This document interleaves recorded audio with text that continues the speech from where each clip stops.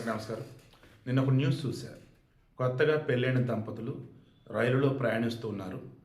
వాళ్ళు విజయవాడ వెళ్తున్న మూమెంట్లో మచిలీపట్నం ఎక్స్ప్రెస్ భువనగిరి ఏరియా.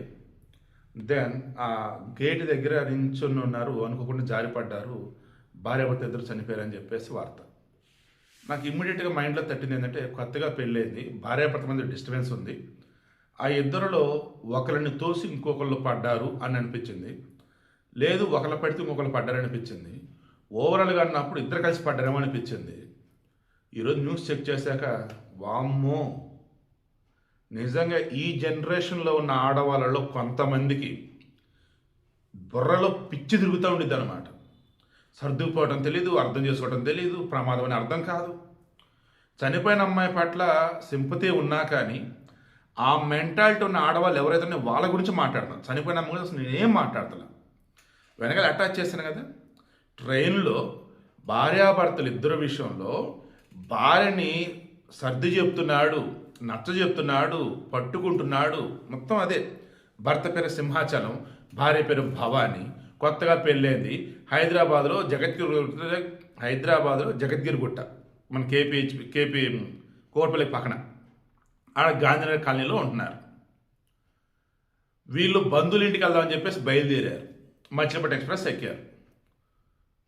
తీరా వెళ్ళిన తర్వాత భువనగిరి కూడా దాటేసినట్టుంది. ఇక అప్పటికి ఆ అమ్మాయి గొడవ పెడుతోంది అతనితో. చూడండి, మీరే చూడండి.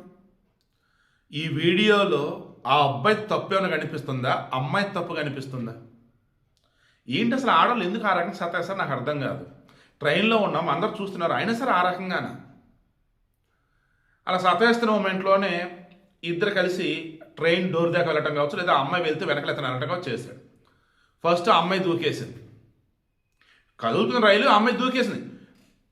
భయపడిపోయాడు ఇతను. వామ్మ, కొత్తగా పెళ్ళైంది, దూకేసింది, ఇక నన్ను కూడా జైలు వేస్తారని చెప్పేసి పాప ఆ పిచ్చోడు దూకేశాడు. ఆ అమ్మాయి గొడవ పడుతుంది అన్న విషయం చుట్టుపక్కల వాళ్ళు గమనించారు కదా. దెన్ ఆ అమ్మాయి ఆత్మహత్య చేస్తున్న విషయం అర్థమవుతుంది కదా.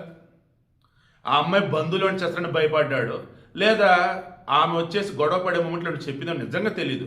ఆ పిల్లోడు బతుకున్న విషయం తెలిసేది, అన్యాయంగా చనిపోయాడు.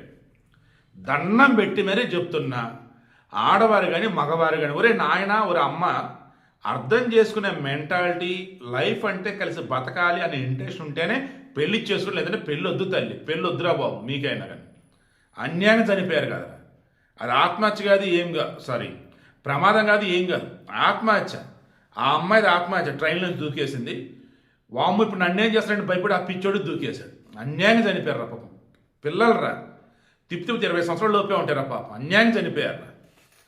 నిజంగా ఇట్లాంటి ఆవేశం, తొందరపాటుతనం ఉన్నటువంటి ఆడోళ్ళ మెంటాలిటీ దయచేసి మార్చుకోండి అమ్మ. తల్లిదండ్రులు మీ పిల్లల్ని జాగ్రత్త పెంచండి, ఆడోళ్ళైనా మగవాళ్ళైనా. ఇంక ఇంత గురించి ఏం చెప్పలేకపోతున్నా, మెయిన్ ఛానల్లోనే పెడుతున్నా.